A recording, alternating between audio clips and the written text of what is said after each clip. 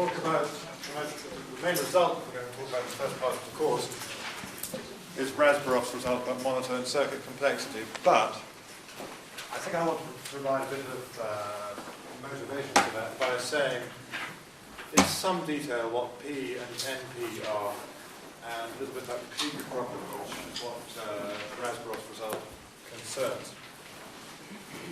So, roughly, I'll give some examples. P is things that you can compute in polynomial time. NP is things that you can check in polynomial time. And NP complete is something that is in NP and has the property that any other problem in NP can be reduced to that problem. So I want to say in much more detail what I mean by those. So let's start with the easy one, P.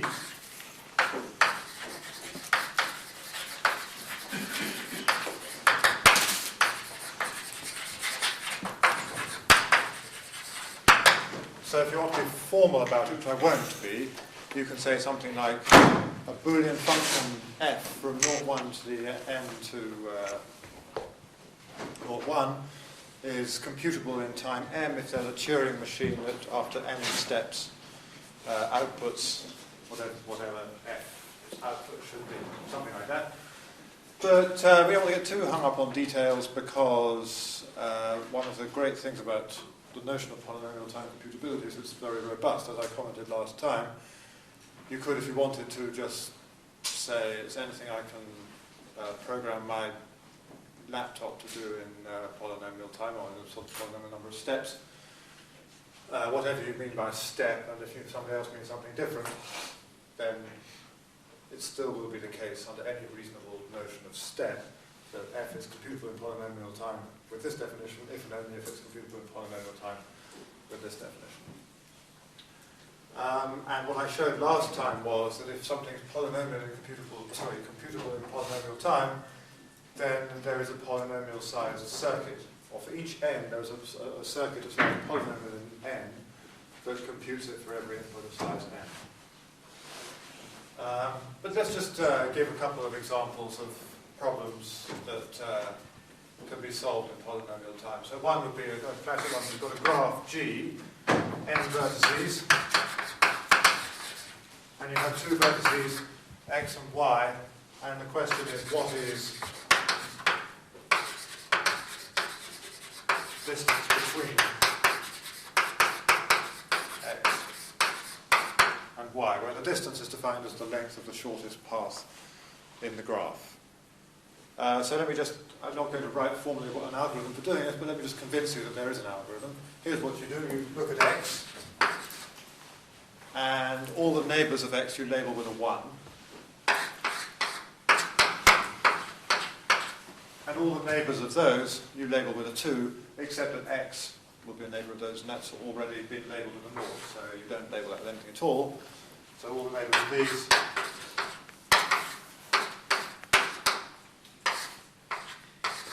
you label with a 2, and you just keep going, and at some point you'll hit y, and whatever you've labelled y with is the distance. And that takes polynomial time. If you really want to convince yourself that it takes polynomial time, what you could do is to each stage, this is not a very good way of doing it, but each stage of the process you could just run through all the vertices, check whether there's a labelled vertex next to your vertex, and your vertex is not labelled. If so, label it n plus 1, where the existing label was n. So not n, k or something. So there's a sketch of a polynomial time algorithm for that. And here's another one. Is the bipartite. And that's very similar. What you do there is you do exactly the same thing, except that you do it mod 2. So all the neighbours, as these are now, if I start with a 0 here, then I'll label all these ones 0 again. And that way I build up an entire labelling, and then I go through and check, have I ever got a 0 that's next to a 0? And if I have, then there'll be an odd cycle in the graph, and it can't be bipartite. And if I haven't, then I've got a sort of consistent, well, it gives me a 2 colouring of the graph with 0s and 1s, and that proves that it's bipartite. I'm assuming it's connected there, actually, but otherwise you just do it component by component. So there are a couple of polynomial time algorithms. One thing I want to draw attention to is a difference between these two questions. So one was sort of calculate something, and the other was a question with a yes-no answer. So the second type of thing is called a decision problem, and from a theoretical point of view, it's convenient to focus on decision problems because they can be modelled in a very simple way, just a Boolean function from 0, 1 to the n to 0, 1.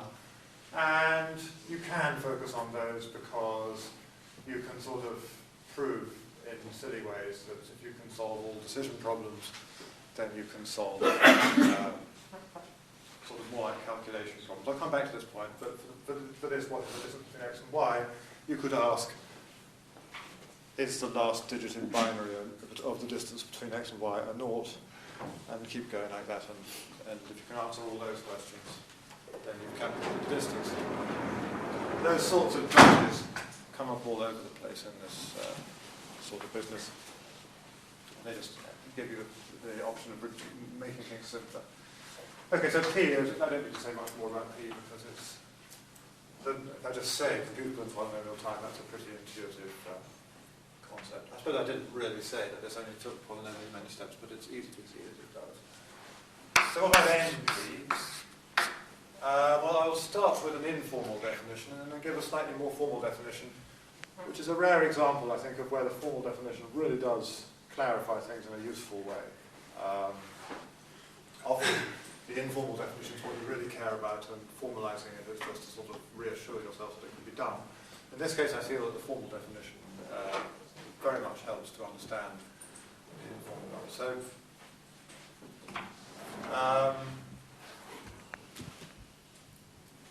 So I will start by sort of saying problem where the answer is checkable in polynomial time. I'll give a couple of examples, then I will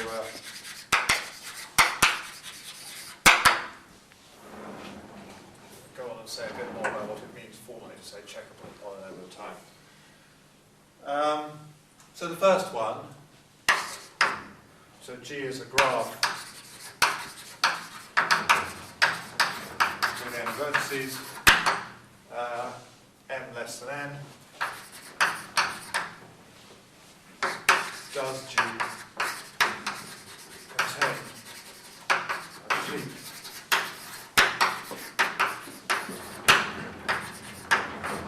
of size m? In other words, does G contain m vertices, any two of which are joined together? That's what a clique means. Now, why is this in NP? This, by the way, is nobody knows a polynomial time algorithm for solving this problem. And if you did, you'd have proved that P equals NP and surprised the world big time. But it's trivial that it's in NP because here's how to check. If somebody says, here's a clique of size m, this vertex, this vertex, this vertex, then all you have to do is look at each pair of vertices that have been nominated by this person, see whether they're joined, and that can be done in time. Or on m choose 2 steps or something, so it's a completely trivial thing to do. So checking that somebody's answer is correct, if they give you the information of what the clique is. So if somebody just comes along and says, yes, then checking that in polynomial time is not so easy. But if somebody says, yes, and here's my demonstration that it's the case, and gives you a subset of the vertices, then it's easy to check. So that's the thing that makes it in NP. Another example, so that's a decision problem. That's a famous example of an NP problem that is not a decision problem, but can be sort of stupidly converted into one. So n is a product of 2 primes.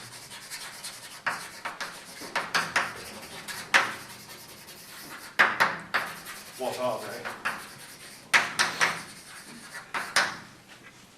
So this is what would be called a search problem. We're searching for the factorization of n. Again, it's in NP because if somebody says P and Q, then in polynomial time you can multiply p and q together and get n. And by the way, I should say this as a little remark that one always has to make. In this case, polynomial time is not polynomial in n. Trivially, in time polynomial in n, you can find a factorization just by checking everything by brute force. But it's polynomial in the size of the input. And what is the size of the input? It's the binary. What is the input? It's the binary expansion of n or something like that, which has size log n. So when you talk about this, you're looking for an algorithm that will be polynomial in the number of digits of n rather than the number n itself. But that remark aside, this would be a search problem that's in NP, because if I give you the two primes, you just have to multiply them together, and that can be done in time polynomial in a number of digits. So you could convert this into a decision problem by saying something like n is a product of two primes. Does the smaller of those two primes have final digit 1 in binary expansion? Does it have penultimate digit 0, etc., etc.? And that way, if you can answer all those questions, if you've got a black box that will solve all those decision problems for you, you've solved this problem. And are each of those decision problems in NP? Yes, because again, you can just present the primes p and q, check that they multiply together to give you what you want, and check that they do have the specified digit in the right place. So you can if you're just sort of thinking theoretically about NP complete problems, it's enough to restrict attention to decision problems. So those two are very easily seen to be in NP. Here's one that's in NP.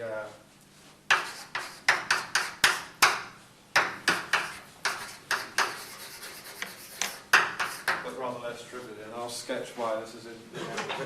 You're given a positive integer n, and you're asked, is it a prime? Now, if I asked you, is it composite, that's obviously an NP, because you just exhibit two non-trivial factors, and then somebody can check whether they do multiply to give you your n.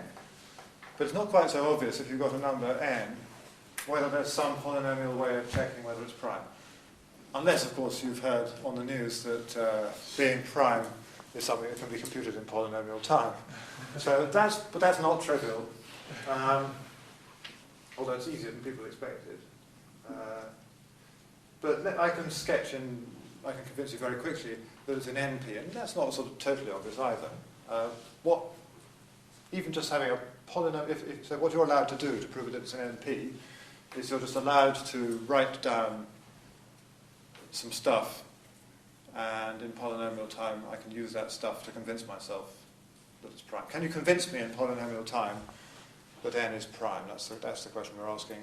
You're allowed to draw as many rabbits out of hats as you like, but it must only take polynomial time. So here's a small observation that drives the proof, and drives a lot of interesting stuff in computational number theory. That n is going to be prime if and only if you look at the multiplicative group z over nz, well, if n is prime, that's known to be cyclic. And what's more, it's got order n minus 1, so there must be some number a mod n that has order n minus 1 in the multiplicative group mod n. So let's just write that. N is prime. I'll justify the if and only in a moment. If and only if there exists a such that a to the n minus 1 is congruent to 1, and a to the m is not congruent to 1, then m is less than, or 1 less than m less than n minus 1, and all that was mod n. So if n is prime, that follows from the result in number theory that the multiplicative group is cyclic. If n is composite, well, at least we know that the integers mod n form a group, and that group has order strictly less than n minus 1 in that case, and the order of every element divides the order of the group, so this can't be the case if n is composite. So we have a sort of...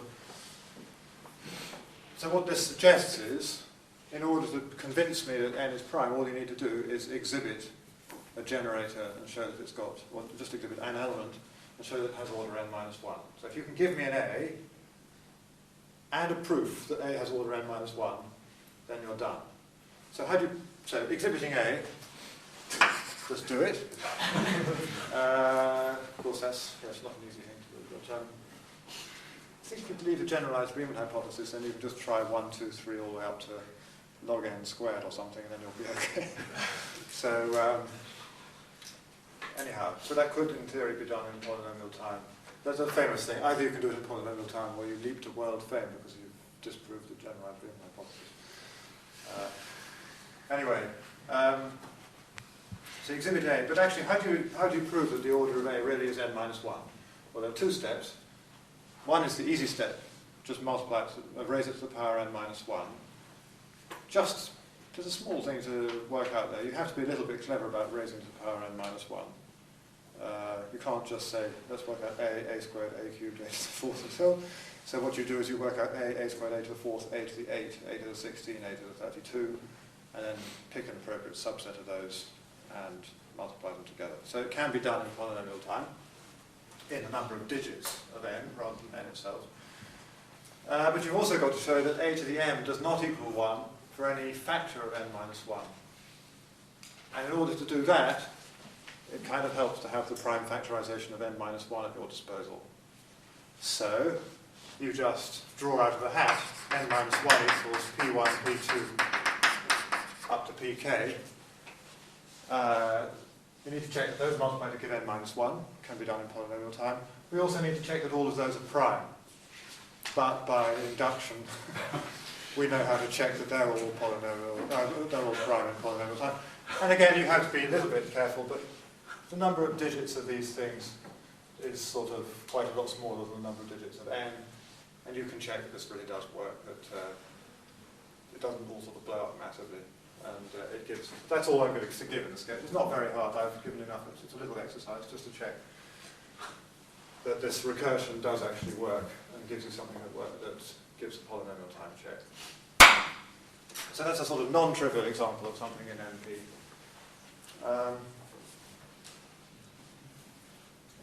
So now let's go a bit more formal about what NP is. So supposing I've got a Boolean function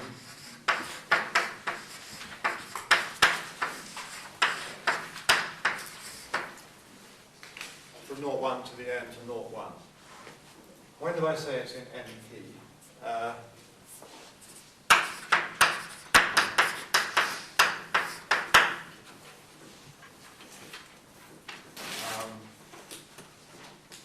If there exists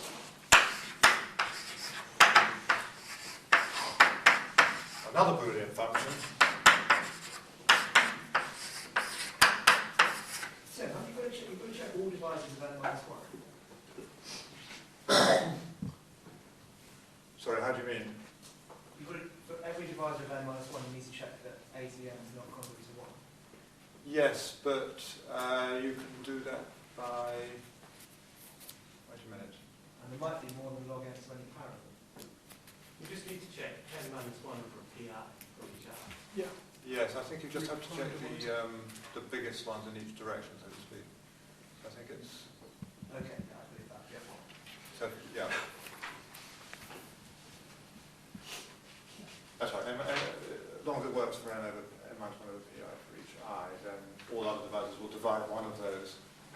And all other proper divisors will divide at least one of those. And so you'll You also need to check that every pi is prime. yeah, so that's the bit you do recursively. So each pi will be provably prime with enough rabbits out of hats by induction in time polynomial number of digits of that pi. The sort of sums of the number of digits of these pi's is roughly n, and you can check that that makes them small enough that this recursion actually does lead to a polynomial time check. I haven't absolutely demonstrated that, but I'm asking you to believe that. And it's not very hard. If you're curious, I recommend it actually as a little. It's quite fun to check that. So going back to this, function f is in NP. If you can find a function g, another Boolean function, where I'll think of well, such that g belongs to p. And also this number m, this mysterious number m, is bounded by some polynomial in n. So m is not too much bigger than n, and g is a polynomial time computable function 0, 1 to the n plus m, with the property that fx equals 1 if and only if there exists a y such that gxy equals 1. So here x belongs to 0, 1 to the n, and y belongs to 0, 1 to the n plus n. Let me just now try to explain this more formal definition by showing how it works in the case of a clique, graph containing a clique. So in the case of the clique problem, we will take a graph with n vertices. So this n will become n choose 2, and x, the given graph, will be a set of noughts and ones corresponding to which edges belong to the graph and which edges don't belong to the graph. So you're given a sequence of n choose 2 noughts and ones, and you're asked, does the corresponding graph contain a clique, or more in this language, we've got a Boolean function that will give you 1 if the graph contains a clique, 0 if the graph doesn't contain a clique, of size. Sorry, I've got a letter m here. Let's say we're looking for cliques of size s or something like that, just not m, which I had over there. So what should we choose as our m? We'll choose as m. So n, instead I'm taking n choose 2, and m I'm taking as n in this particular instance. So now I've got, what will g be? G will be the function that does the following. You input a sequence of length n choose 2,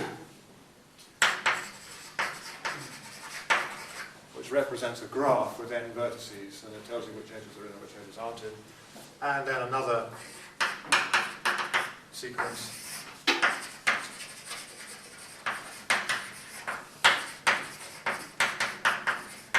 that represents a subset of the vertex set. You just put a naught when you're putting that element not in your subset, and a 1 if the corresponding element is in your subset. And what does G do? G just looks at the graph and the subset of the vertex set and determines, well, two things: whether the subset of the vertex set really does have size S, and two, whether any two vertices here, so say 2, 3, you look back to here to see which of these n choose 2 things corresponded to the pair of vertices 2, 3, and see if you've got a 1 there. And if you've got a 1 in all the situations where you should have a 1, then G will output 1. So you can see that what I'm doing with this is more or less exactly what I was saying when I had the check thing. So going back to the non-Boolean functional way of looking at it, you could say that the reason the clique problem is in NP, so the clique problem is asking a question about graphs. I can ask a question about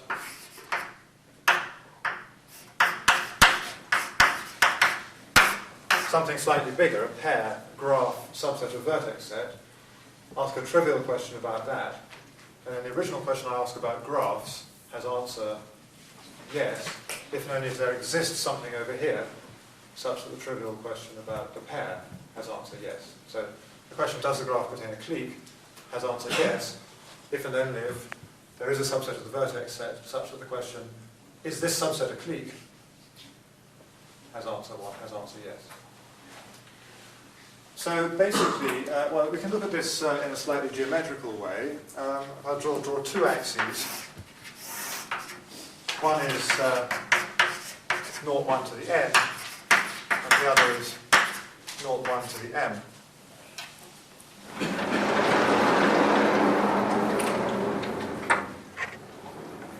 We can identify a Boolean function with a set of places where it takes value 1. So that will be some subset like this of 0, 1 to the n cross 0, 1 to the m. And what is the Boolean function f if it's in NP? So this is representing the Boolean function g. The Boolean function f is the projection of this function, or it's the set corresponding to the Boolean function f is the projection of the set that corresponds to g down onto the 0, 1 to the n axis.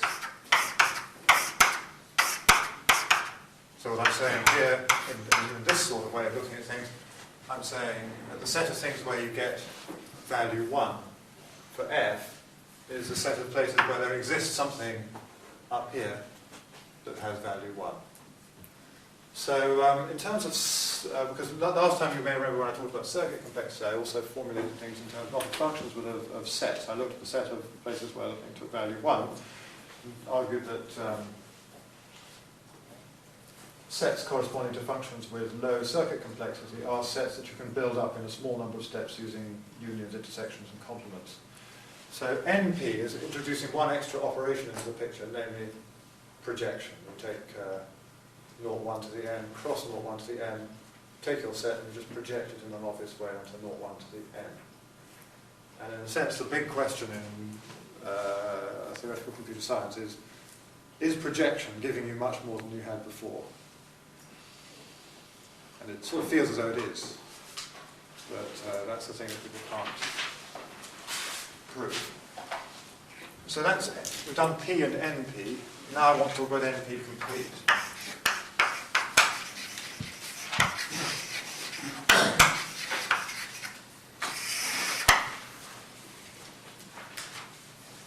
So I'm going to go back to being a little bit informal. So the problem is, maybe I'll say,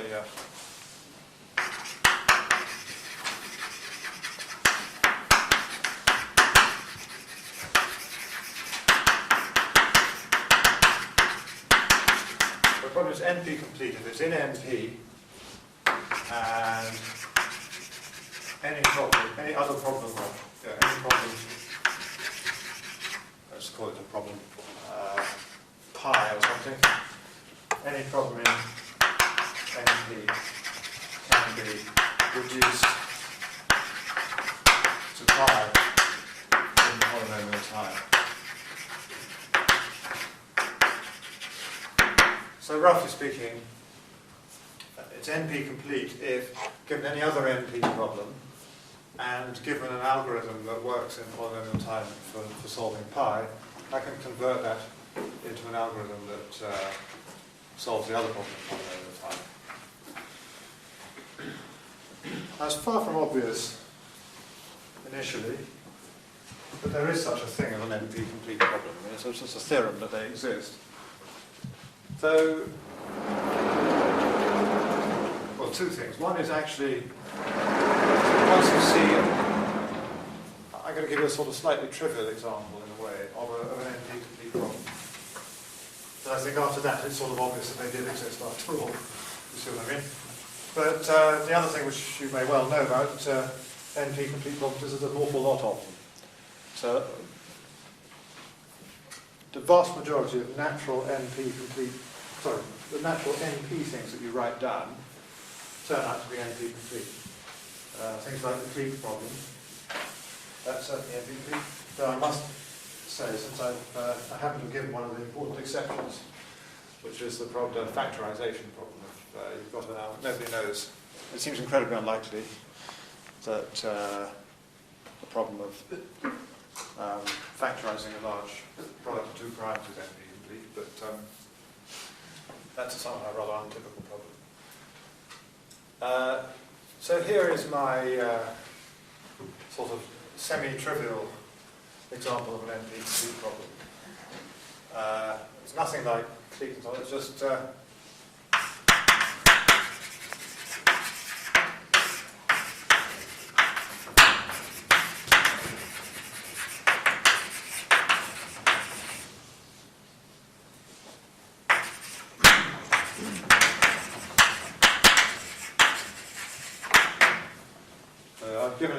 I give you a circuit, so 10 inputs, it's not too big.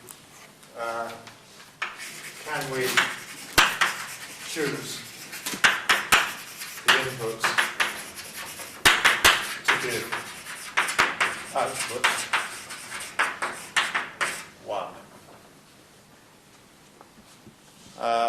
Why roughly is that NP complete? I mean, I'll be a little bit less rough in a moment, but let me just say, if you buy what I said last time, that any Turing computable function that can do its job in polynomial time can be converted into a circuit that does the same job with polynomially many gates,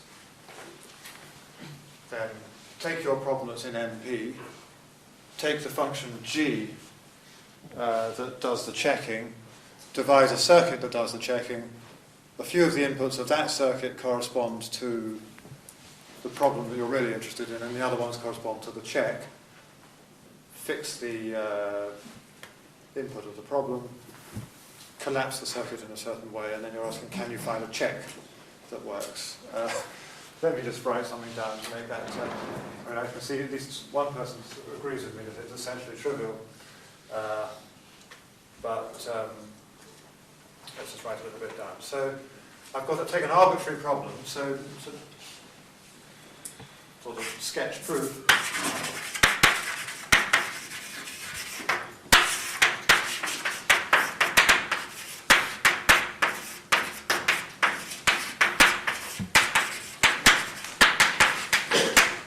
That belongs to NP. So because it belongs to NP, I know that I can find G I keep overusing M.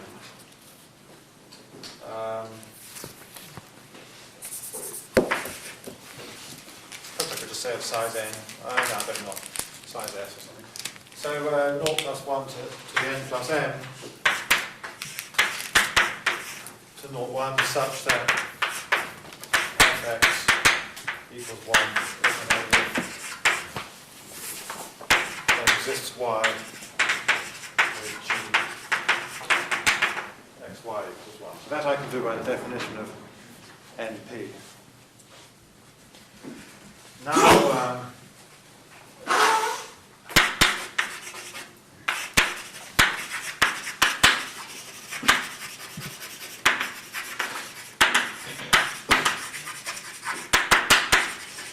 find a polynomial size circuit that computes G. So let's just draw a picture of what we've got now. You can make this even more trivial. I'm going to do a sort of collapsing operation, but it's actually completely unnecessary for the proof that there exists a problem that's NP complete, because I could even, well, I'll bring this along in just a moment. So I've got a circuit that looks like this. N inputs here. And then M inputs here. The function I'm really interested in is F, which is just a function of these N inputs. The function I know how to compute is G, which is a function of all of these. And I know that F will give me 1 for some particular set of inputs, if and only if I can find a whole bunch of further inputs, such that when I compute G, I get 1. So now let's just see how I can use my polynomial sized solution to the circuit problem. What I'll do is I'll just draw the circuit that computes G.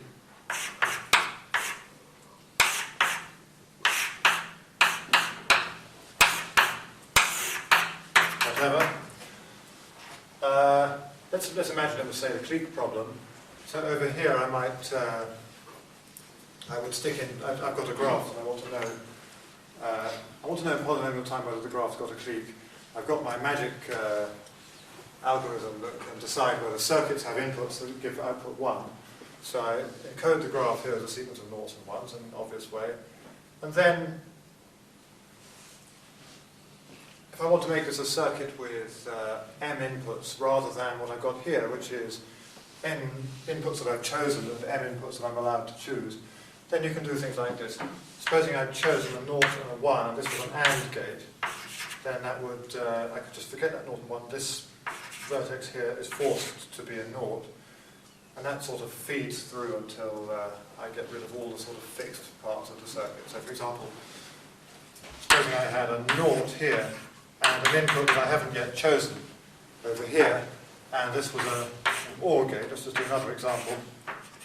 What do I get here? I just get whatever I had up here, because naught or something is that something.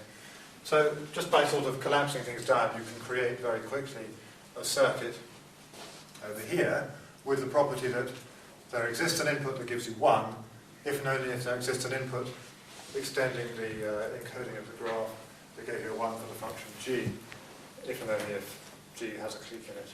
And you can do the same game for any NP function. If I want to compute the function little f, I stick in the values that I want to compute f for, and then collapse the circuit, and then I can find some inputs, some m inputs here that will give me 1, if and only if I could find m inputs such that for this whole thing I got 1.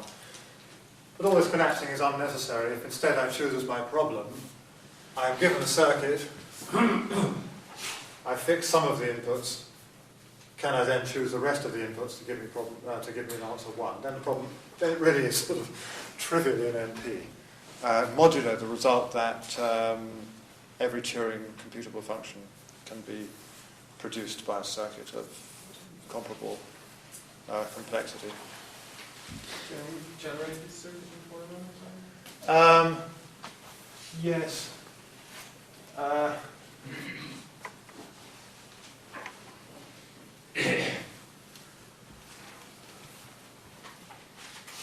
If you're given your algorithm, maybe that is not a totally trivial step, but I mean, you'd have to look at how I described the way you produce a circuit and convince yourself that what I told you to do there is something that can be done in polynomial time. You could also just force the inputs to 0 and 1 by having a dummy input, and then A and not A will be forced to 0, and not A and not A will be forced to 1, just by sticking little extra bits on. Rather than stripping out bits of the circuit. Oh, I see what you mean. I see what you mean. Yes, yes, yes. That's probably nice.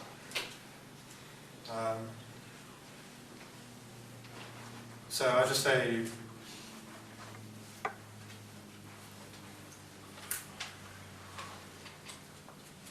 that it is possible, given the specification of the Turing machine in polynomial time. It's not very nice, but it's possible to just look carefully at the proof that you can get a circuit and show how to produce that circuit in polynomial time.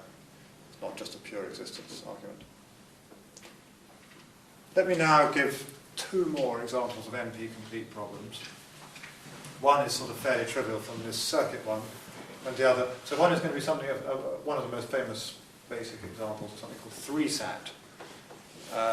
And then once I've shown you 3-SAT, I will show you that the problem of finding a clique in a graph is also NP-complete. If you can always decide whether a graph has a clique of size n, then you can solve all NP problems.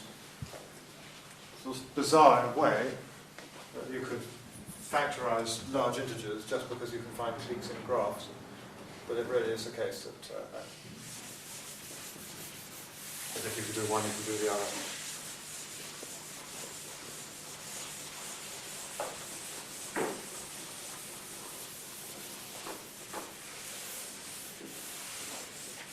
Well, it might be the case that actually doing that, if you try to implement that, if you sort of assume that someone's got a black box that finds you cliques in graphs, that it would be hard to do it in such a way that polynomial wasn't a rather boringly high degree or something like that.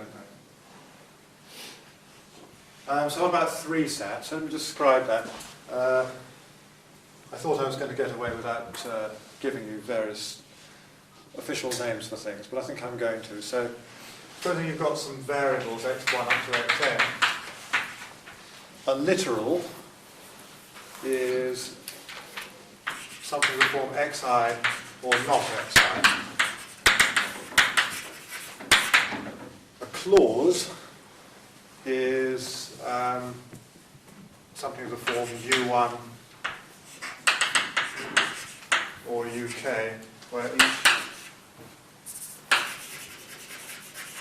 where each of these are literals.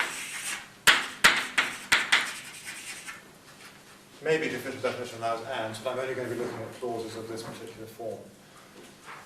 And a formula in conjunctive normal form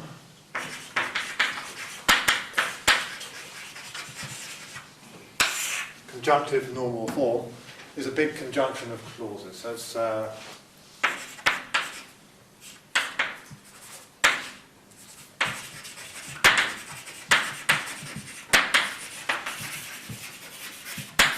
let's have an example.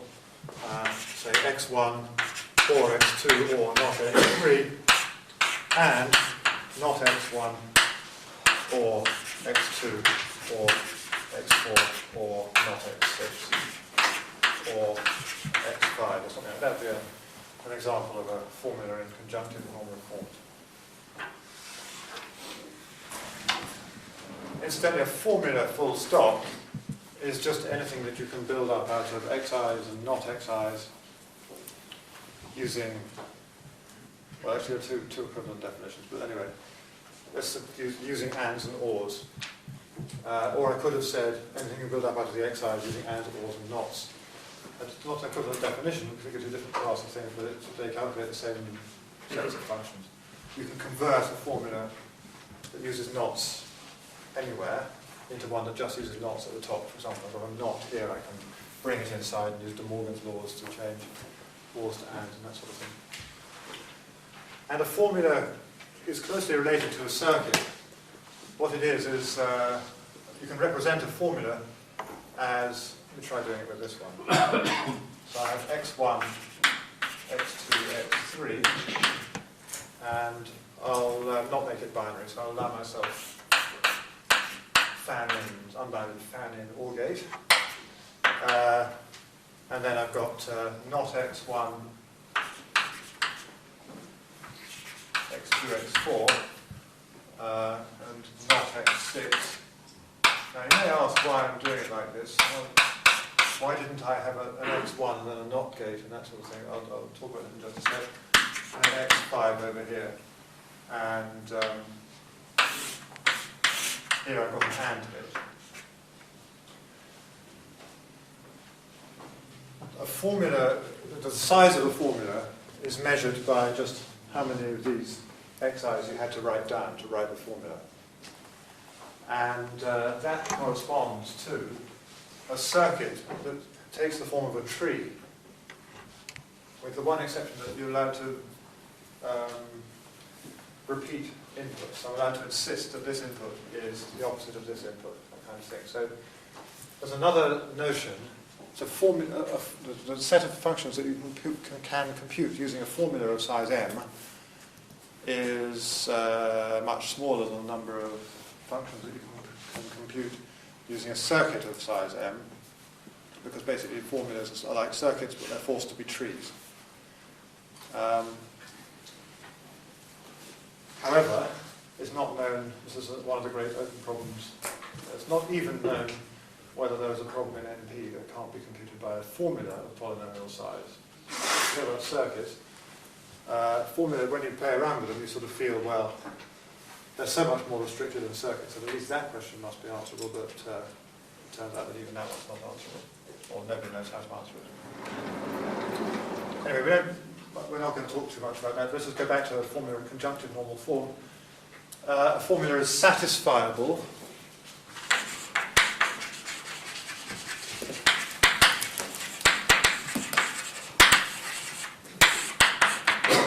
if the obvious thing holds. You can just choose values for the inputs. It gives you 1.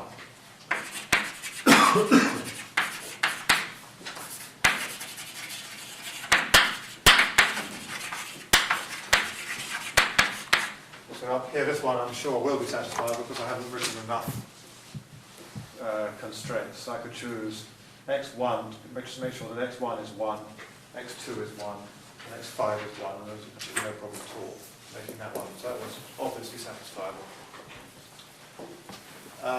So 3-sat is the following problem. Given a formula of size n,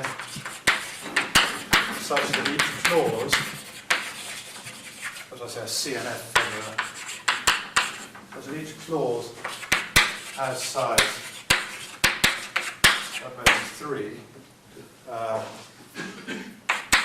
Answer the question, is it satisfiable? I haven't said this, I should have mentioned this a little earlier. The word problem is traditionally used to mean class of problems. So, a problem is not just a single question with a yes/no answer, it's a question, it's a question where you've got some variable input, and then whatever it is, you don't have to answer the question yes or no. So this is a problem, but it's really a class problem. Yeah.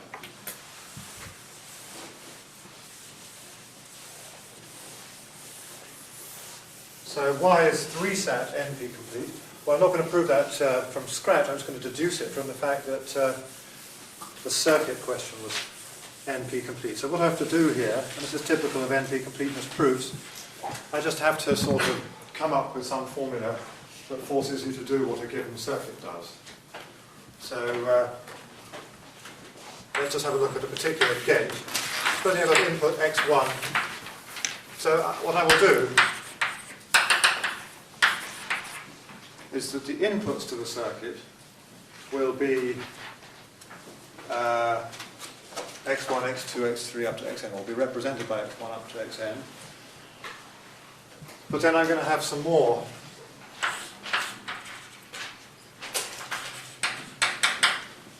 a bit like the straight line model of computation, that later, further vertices of the circuit will be represented by further literals like xn plus 1, xn plus 2, and so on.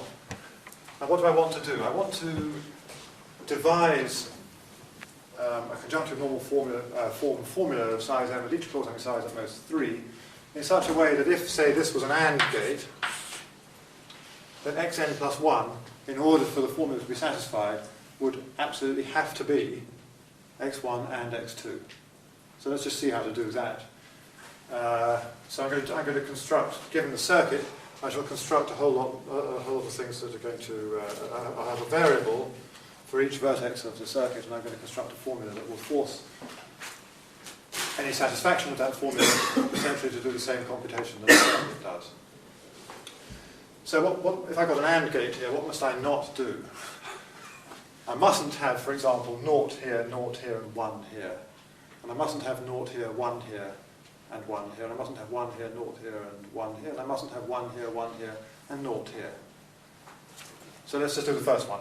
If I'm going to avoid having 0, 0, 1, then I must have either x1 or x2 or not xn plus 1. So that's just ensuring that I won't stupidly put a 0 here, a 0 here, and 1 here.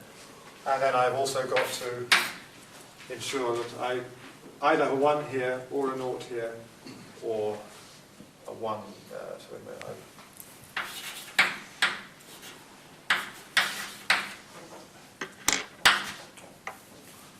have to think about this rather carefully. I mustn't have 0, 1, and 1. So that must be a not xn plus 1. Now I think I can do it on auto. So I've got to go through the other.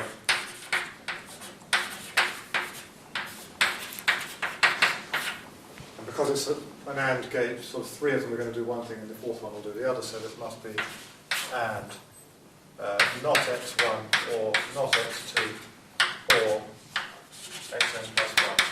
So this last one ensures that you don't have x1 and x2, but not xn plus 1.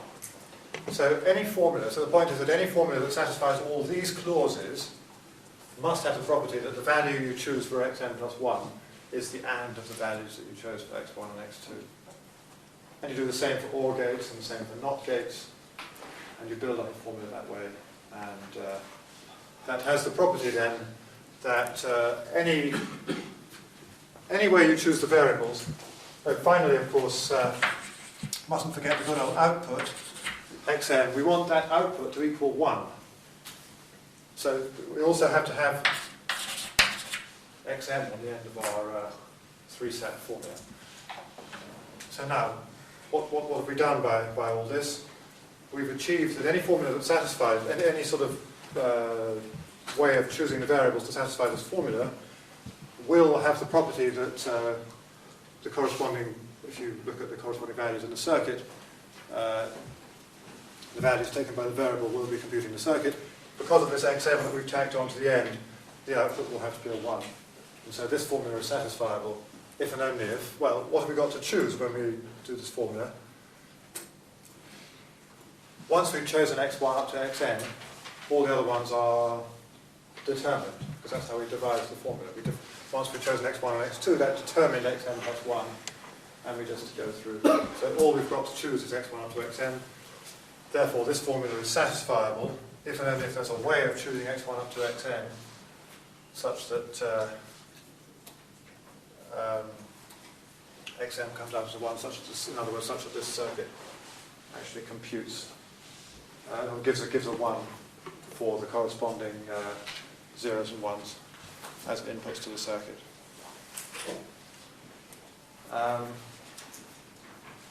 So that means that if we can have a polynomial time algorithm that looks at a formula like this, we've managed to solve the circuit problem, and then because we've managed to solve the circuit problem, we can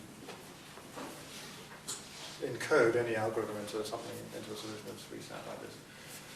So I've run out of time, so next time, it won't take me very long, I'll just give a quick sketch of how to get cliques in graph, which is slightly less obvious, but it's definitely an exercise rather than a serious theorem, so it's a fun thing to think about again.